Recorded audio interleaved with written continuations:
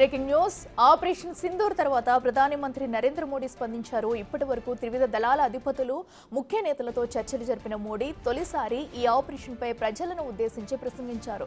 నిజానికి మోడీ చేసిన వ్యాఖ్యలు చూస్తే దాయాది పాకిస్తాన్తో పాటు ప్రపంచ దేశాలకు ముఖ్యంగా అమెరికాకు చెప్పకనే చాలా విషయాలు చెప్పినట్టు కనిపిస్తుంది.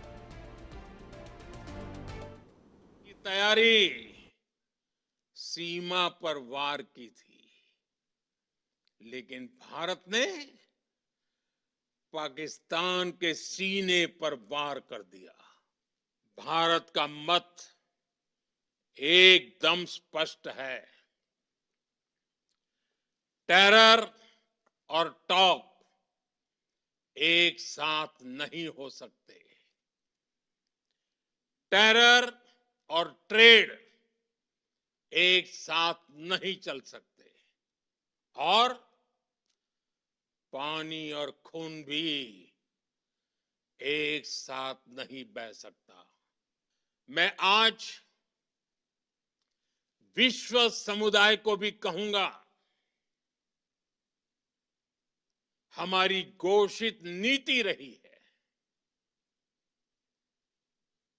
अगर पाकिस्तान से बात होगी तो टेररिज्म पर ही होगी।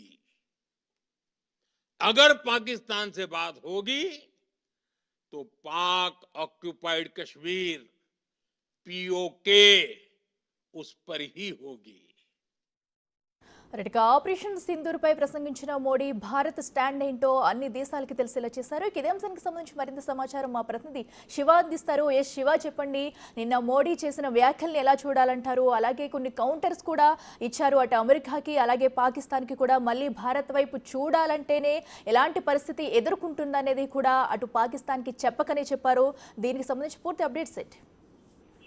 రైట్, ఒకవేళ ప్రధానంగా ఆపరేషన్ సింధూర్ తర్వాత ప్రధాని నరేంద్ర మోడీ తొలిసారి నిన్న రాత్రి 8 గంటలకు అసలు ఏం జరిగింది ఏంటి, ఆపరేషన్ సింధూర్ స్టార్ట్ చేసిన తర్వాత కానీ అంతకుముందు జరిగిన పరిణామాలపై ప్రధానంగా అందరికీ వివరించే ప్రయత్నం చేశారు. దానిలో భాగంగా ముందుగా ఆపరేషన్ సింధూర్ అంటే ఉగ్రవాద టార్గెట్ టార్గెట్ మేము దాడి చేసి దాంట్లో విజయం సాధించాము. ఏదైతే మహిళల ముందు వారి భర్తలను పిల్లలను చంపేసిన ఉగ్రవాదులకు సంబంధించి వారిపై దాడులు చేశాము, దానికి సంబంధించి విజయం సాధించామని కూడా ఇదంతా మహిళలకు అంకితం చేస్తున్న చెల్లెలు తల్లులకు అందరికీ అంకితం చేస్తున్నానంటూ కూడా ఆయన తెలియజేశారు. భవిష్యత్తులో కూడా ఉగ్రవాదం అనేది కూడా లేకుండా దాన్ని సంచి పెట్టేస్తామంటూ కూడా ప్రధాని నరేంద్ర మోడీ చెప్పారు. అదే ఎక్కడైతే దాడులు జరుగుతాయో అక్కడ దాన్ని మూలాలు ఉన్న ప్రాంతాన్ని ఆ ఉగ్రవాదాన్ని మొత్తం కూడా తృప్తిపారేస్తామంటూ కూడా చెప్పారు. ఇక భారత్ సత్తా ఏంటో అంటే ఈ దీన్ని బట్టి భారత్ పై ఉగ్రవాదులు దాడి చేసిన నేపథ్యంలో దాని వెనుక ఎవరున్నారు అనేది కూడా ప్రపంచానికి అందరికీ తెలుసు. అయితే ఉగ్రవాద స్థావరాలను కూడా పాకిస్తాన్ లో ఉన్నాయి. ఆ పాకిస్తాన్ ను టార్గెట్ చేసి అక్కడ ఉన్న ఉగ్రవాద స్థావరాలను కూడా మద్దతు పెట్టాము. ప్రతిగా వాళ్ళు ఉగ్రవాదులకు సపోర్ట్ చేస్తూ సైన్యం ప్రభుత్వం కూడా భారత్ పై దాడి చేసే ప్రయత్నం చేసింది. దాన్ని కూడా గట్టిగా బుద్ధి తీసేమంటూ కూడా ప్రధాని నరేంద్ర మోడీ తెలియజేశారు. ఆయన ఉన్న ప్రసంగంతోనే భారత్ సత్తా ఏంటనేది కూడా మన భద్రతా బలగాలు ఏ విధంగా చీటుగా సమాధానం చెప్పాయి.